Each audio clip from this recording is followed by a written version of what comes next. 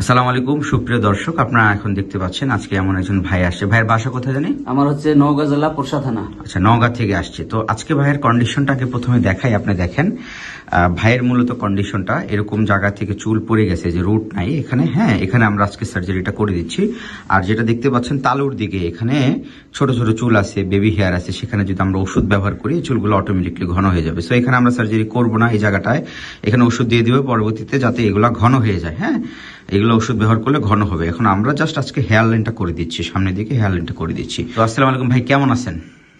ওয়ালাইকুম সালাম, আমি ভালো আছি ইনশাআল্লাহ। কবে থেকে হেয়ার ট্রান্সপ্লান্ট করার ভিডিওগুলো দেখতেন? আমি 2020 সাল থেকে আপনার ভিডিওগুলো দেখতাম। অনেক সময় চাচ্ছিলাম যে আমি খুব দ্রুত যাই করব, কিন্তু সময় সুযোগ পাচ্ছি না, অফিসে আমার ছুটি দিচ্ছে না, ওই জন্য। আর আমার এক অফিস কলিগ এখান থেকে আপনার এখান থেকে করছে, সে বলছে রায়ান ভাই অনেক ভালো, তার নাম হচ্ছে সাপি, উনি পঞ্চগড় তেতুলিয়াতে ছিল। সেক্ষেত্রে আমি আসছি, ইনশাল্লাহ আশা করি আপনার এখান থেকে একটা ভালো রেজাল্ট পাবো। এই মাথার চুল ছিল না বা এখন পর্যন্ত চুল নাই, এই জিনিসটা কতটুকু লাইফে হতাশ করেছে? হতাশ মানে যে কোনো প্রোগ্রামে গেলে একটু নিজেকে একটু সংকোচ লাগে, খারাপ লাগে।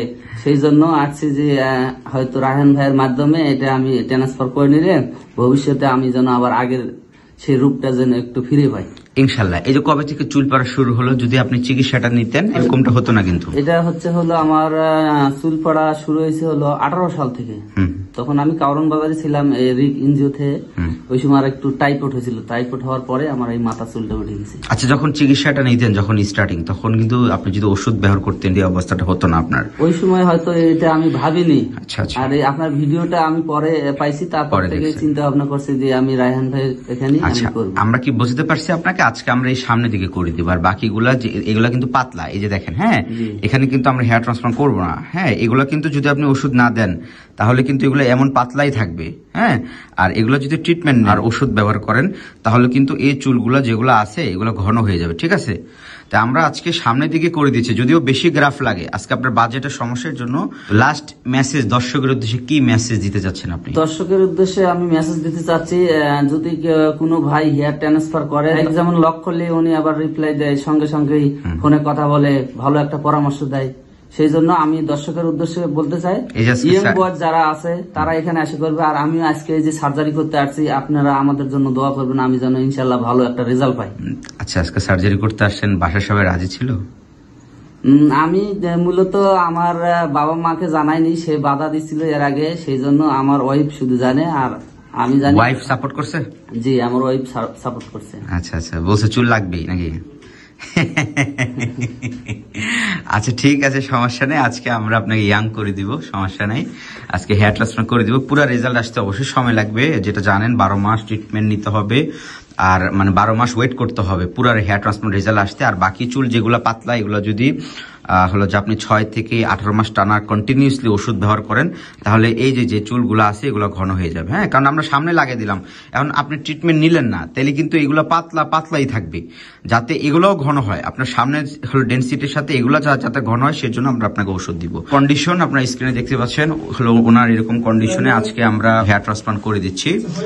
হ্যাঁ, ইনশাল্লাহ আপনারা যারা হেয়ার ট্রান্সপ্লান্ট করবেন আমাদের স্ক্রিনে দেওয়া নাম্বারে অবশ্যই যোগাযোগ করবেন ইনশাল্লাহ। সো বন্ধুরা, দীর্ঘ 8 ঘন্টা ওনার পরে ওনার অপারেশন শেষ করলে আপনারা স্ক্রিনে দেখতে পাচ্ছেন আমরা খুবই সুন্দর করে ওনার হেয়ার ট্রান্সপ্লান্ট সম্পন্ন করে দিয়েছি। জিগজ্যাগ করে আমরা এখানে কপালের সামনে হেয়ার ট্রান্সপ্লান্ট সম্পন্ন করেছি।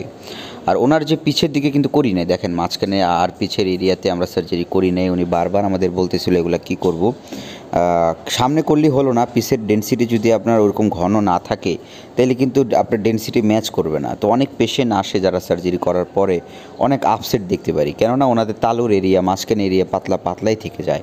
তো এর জন্য ওনাকে আমরা যে ওষুধগুলো দিয়ে দিব যাতে ওইগুলো ঘন হয়। তো এরকম যাদের কন্ডিশন, এরা আগে থেকে চিকিৎসা নেওয়া উচিত। যদি রোগী আগে থেকে ট্রিটমেন্ট নেয়, ওষুধ ব্যবহার করে, তাইলে আজকে হেয়ার ট্রান্সপ্লান্ট করা এ পর্যন্ত লাগতো না।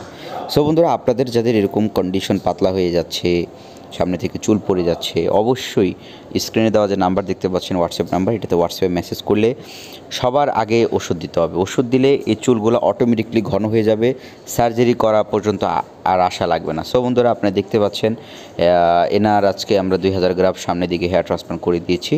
তো অবশ্যই যাদের এরকম কন্ডিশন, আপনারা আমাদের হোয়াটসঅ্যাপ নাম্বার, এটাতে মেসেজ করবেন। যারা সার্জারির উপযুক্ত কন্ডিশন, অবশ্যই তাদের করে দিব।